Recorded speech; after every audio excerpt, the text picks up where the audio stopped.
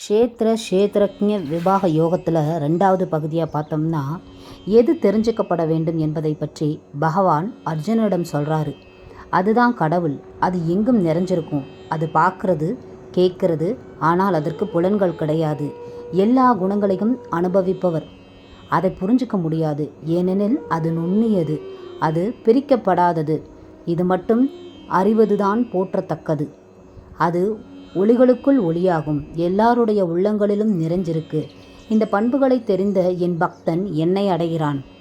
பிரகிருதியும் புருஷனும் தொடக்கம் இல்லாதது. குணங்களால் மாற்றங்கள் ஏற்படுது. பிரகிருதி காரணத்தையும் காரியத்தையும் தோற்றுவிக்கும். சுகதுக்கங்களுக்கு ஜீவாத்மா தான் காரணம். புருஷன் பிரகிருதியில் இருந்து கொண்டு தான் குணங்களை தெரிஞ்சுக்கிறான். அதுவே பிறப்பிற்கு காரணமாகிறது. ஆத்மா அப்படின்னா என்ன?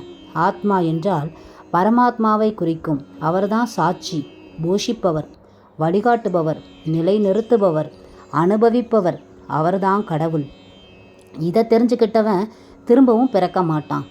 சிலர் தியானத்தின் மூலமாகவும், சிலர் ஞான மார்க்கத்தின் மூலமாகவும், சிலர் கர்ம யோகத்தின் மூலமாகவும் பகவானை பார்க்குறாங்க.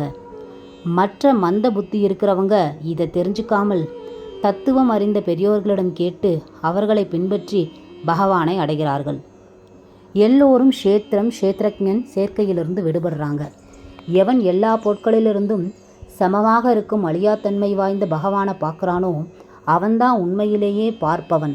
எல்லாவற்றிலும் சமமாக இருப்பவனை பார்ப்பவன் ஆத்மாவை அழித்து கொள்ள மாட்டான். அதனால் பரமகதியை அடைகிறான். எல்லா கர்மங்களுக்கும் பிரகிருதினால் செய்யப்படுகின்றன, என்றும் ஆத்மாவினால் செய்யப்படவில்லை. அப்படிங்கிறத யார் ஒருத்தர் தெரிஞ்சுக்கிறாரோ அவர்தான் உண்மையிலே பார்ப்பவன் ஆவான். எல்லாம் பரமாத்மாவில் அடக்கம் என்றும் தெரிஞ்சுக்கொள்ளவன் பிரம்ம நிலையை அடைகிறான். இந்த பரமாத்மா உடலில் இருந்த போதிலும் ஒன்றும் செய்வதில்லை.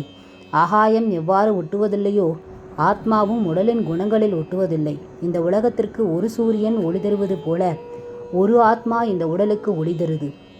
இவ்வாறு க்ஷேத்ரஜ்ஞன் வேறுபாட்டை தெரிஞ்சு பிரகிருதி மற்றும் அதோட செயல்களிலிருந்து விடுபடுவதை யாரு தங்களுடைய ஞான கண்களால் பார்க்குறாங்களோ அவங்க தான் பரமாத்மாவை அடைகிறார்கள் என்கிறார் கிருஷ்ணர்.